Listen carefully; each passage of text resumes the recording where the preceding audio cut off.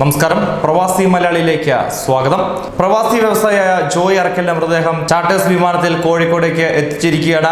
ജമ്പലി വിമാനത്താവളത്തിൽ നിന്നുമാണ് പ്രത്യേക വിമാനം യാത്ര തിരിച്ചത്.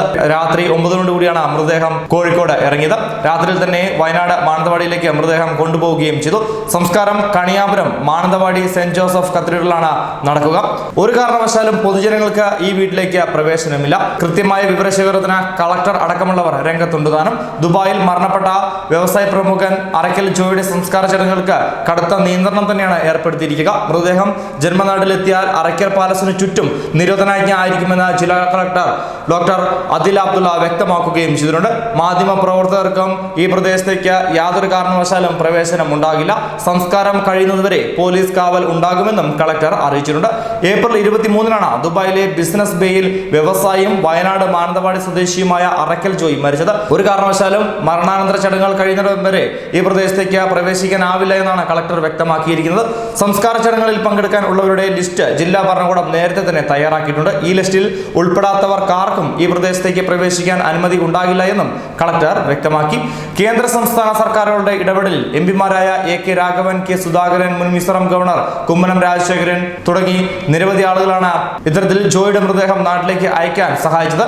ഇന്ത്യ രാജ്യാന്തര വിമാനങ്ങൾക്ക് നിരോധനം ഏർപ്പെടുത്തിയ ശേഷം ആദ്യമായാണ് UAE നിന്ന് ചാർട്ടേഡ് വിമാനം കേരളത്തിലേക്ക് പറക്കുന്നത്. എബാമിംഗ് സെൻട്രൽ സാമൂഹ്യ പ്രവർത്തകർ അഷ്റഫ് താമരശ്ശേരി, അഡ്വക്കേറ്റ് ഹാഷിസ് തെക്കണ്ടി, അൻഹർ നഹ തുടങ്ങിയവർ എത്തുകയും ചെയ്തിരുന്നു. ജോയ് സ്ഥാപക MD ആയിരുന്ന ഇന്നോവ ഗ്രൂപ്പിന്റെ MD ആയി വാലി ഡാഹിയെ നിയമിച്ചിട്ടുമുണ്ട്. അമേരിക്കൻ പൗരത്വമുള്ള ഇന്ത്യക്കാരനാണ് Wali Dahiya. European Saudi bank പ്രതിനിധികൾക്ക് പുറമെ കമ്പനിയുടെ ബോർഡ് ഓഫ് ഡയറക്ടേഴ്സിൽ ഉണ്ടായിരുന്ന വ്യക്തിയാണ് വാലി. കമ്പനിയുടെ ബോർഡ് ഓഫ് ഡയറക്ടേഴ്സിലേക്ക് ജോയുടെ മകൻ അരുണിനെയോ കുടുംബം നിർദ്ദേശിക്കുന്ന മറ്റ് ആരെങ്കിലും ഉൾപ്പെടുത്തുമെന്നും ഓഫീസ് വൃത്തങ്ങൾ അറിയിച്ചിട്ടുമുണ്ട്. ഈ മാസം 23-ന് ദുബായ് ബിസിനസ് വേയിലെ കെട്ടിടത്തിന്റെ 14-ാം നിലയിൽ നിന്ന് ചാടിയാണ് ജോയ് അറക്കൽ ജീവനൊടുക്കിയിരുന്നതെന്നാണ് ബർദുബായ് പോലീസ് സ്റ്റേഷനിലെ പോലീസ് വ്യക്തമാക്കിയത്. ആദ്യഘട്ടത്തിൽ ദുരൂഹമൊന്നുമില്ല എന്നാണ് അദ്ദേഹം വെളിപ്പെടുത്തിയത്. പുതിയൊരു പദ്ധതിയുടെ പൂർത്തീകരണവുമായി ബന്ധപ്പെട്ട കാലതാമസം അദ്ദേഹത്തിന് ഏറെ മനോവിഷമം ഉണ്ടാക്കിയെന്നും അതാണ് ആത്മഹത്യയിലേക്ക് നയിച്ചതെന്നുമാണ് കുടുംബ സുഹൃത്ത് വ്യക്തമാക്കിയത്. അതിനു മുമ്പ് ഇദ്ദേഹം വലിയൊരു കടക്കണിയിൽ ഉൾപ്പെട്ടിരുന്നെന്നും കടം വീട്ടാനാകാതെയാണ് ഇത്തരത്തിൽ 14-ാം നിലയിൽ നിന്ന് ചാടി ആത്മഹത്യ ചെയ്തതെന്നുമാണ് ദുബായ് പോലീസ് പറഞ്ഞത്. എന്നാൽ അറക്കൽ ജോയുടെ കുടുംബം ഇത് പാടെ നിഷേധിക്കുകയുണ്ടായി. ഒരിക്കലും അദ്ദേഹത്തിന് യാതൊരു വ്യക്തിയുമായി ഇത്തരത്തിലുള്ള വലിയ കടബാധ്യത ഇല്ല എന്നും അങ്ങനെ എന്തെങ്കിലും കടബാധ്യത ഉണ്ടെങ്കിൽ അത് വീട്ടുവാൻ ഞങ്ങൾക്കാകുമായിരുന്നു എന്നുമാണ് കുടുംബം വ്യക്തമാക്കിയത്.